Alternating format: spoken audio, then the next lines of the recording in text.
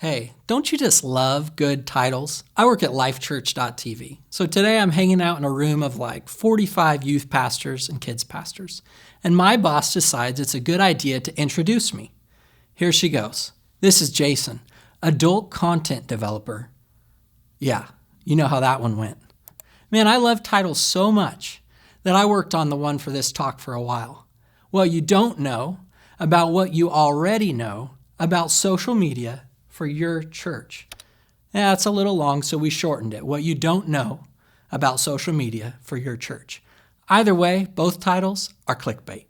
Clickbait is a made-up internet word that basically means content that exists solely for the purpose of getting you to click through on something. And you know what? Once you click through, there's really not much there. Sometimes I go on the internet just knowing that the beauty of the Facebook EdgeRank algorithm is that waiting in my newsfeed will be some story that you just won't believe about a pig that learned to walk a kitten with a gecko on its back. Clickbait is one way that advertisers and brands are getting attention. But what else are they doing? And how did we get here? Let's take a quick history of brand communications. Let's go back about 100 years. Brands were making stuff that was so inventive that the product spoke for itself. Think Model T Ford. Then brands started to have to communicate for the products. The market got crowded. Think advertising, traditional posters, billboards, television commercials today. And then brands thought we could get a lot more done if we had credible people speaking on behalf of the products. So they got celebrities and experts. Think Michael Jordan for Hanes Underwear, Siskel and Ebert for movies. Well, then brands got even smarter and they said, you know what? What if we get people like you to speak on behalf of the product? You go on Facebook and your mom likes this post too. Think Yelp, stuff like that. Well, what's next? What comes after users speaking for the products? I think we go back to the beginning. Products start speaking for themselves again. Think Southwest Airlines. Think Chick-fil-A. Think anything wood or leather that a hipster could ever want. So what does all this product speaking for product stuff mean for the church? Well, before we get there, let's talk about a group that's not listening at all. Let's talk about a group born in the 1980s to 2000s, a group that CNN just said is leaving my church and your church in droves. The Pew Research Center recently released a study that said from 2007 to 2014, the percentage of millennials who have left the church has grown from 31% to 43%. That's a 12% increase in 7 years. Now, I'm not a pro on this kind of stuff, but I went to school. I went to high school and college with a lot of this 12%.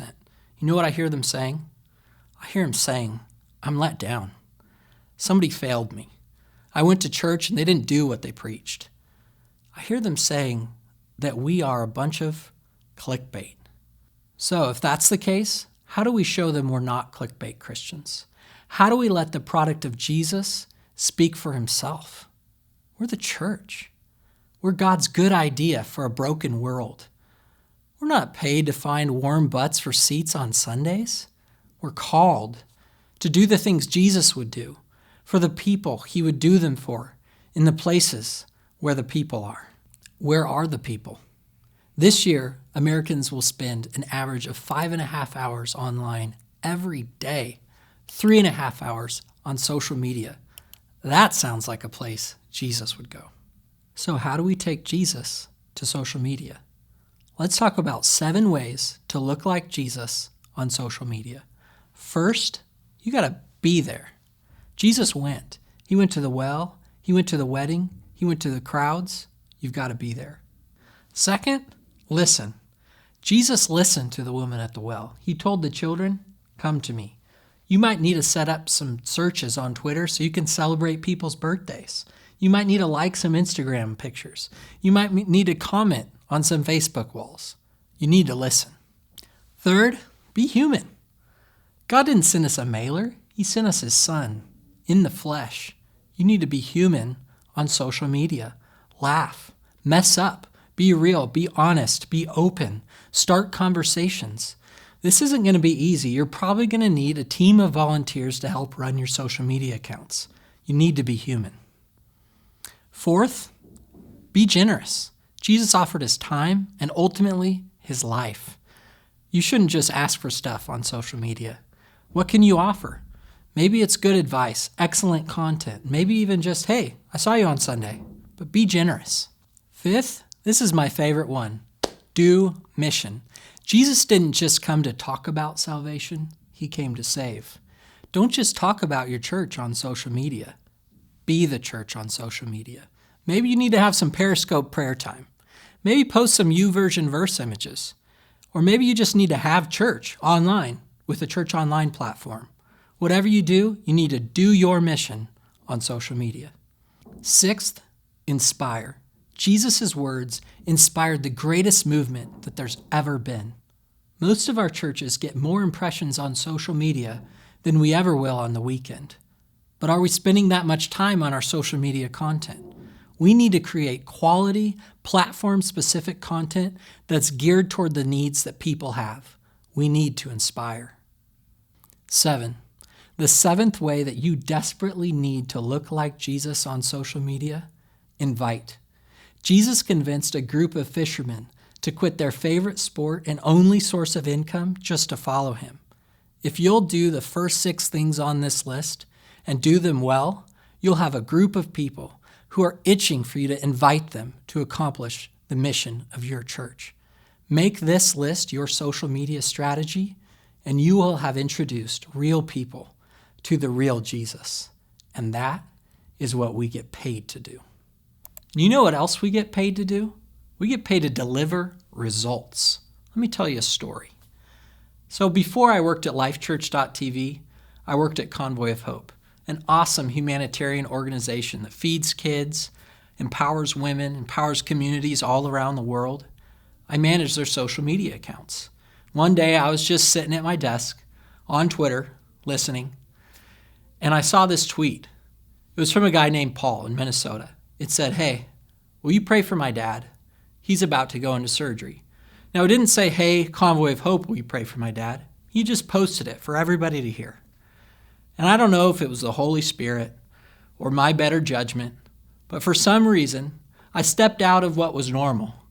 And I said, "Paul, we're praying for you," from Convoy of Hope's main accounts. So about the next day, I get a response from Paul. "Thank you so much.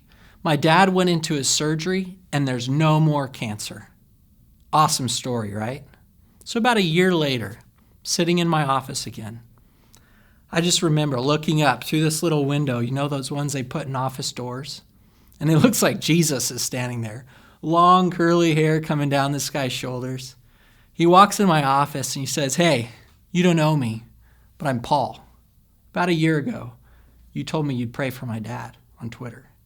I'm like, "Yeah, I remember you." Well, it turns out, as we talk, Paul's at Convoy of Hope's offices to talk with our corporate relations team. He had founded a nonprofit a couple years earlier. I didn't know that. And he had recruited like 20 guys to ride bikes across the country from Springfield, Missouri, all the way to Atlanta to raise $100,000 to bring relief to tornado victims. And he was giving that $100,000 to Convoy of Hope. Paul told me that when we tweeted at him during a time when he needed somebody, it blew his mind. You know what? We were there. We listened. We were human. We did mission. We were generous. We inspired.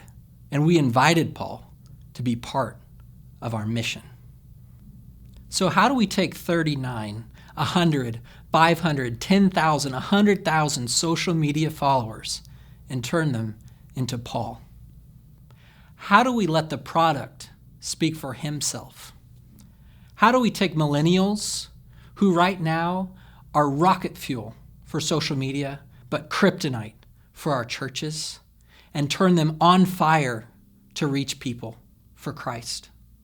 We do the things that Jesus would do for the people that Jesus would do them for, in the places where the people are.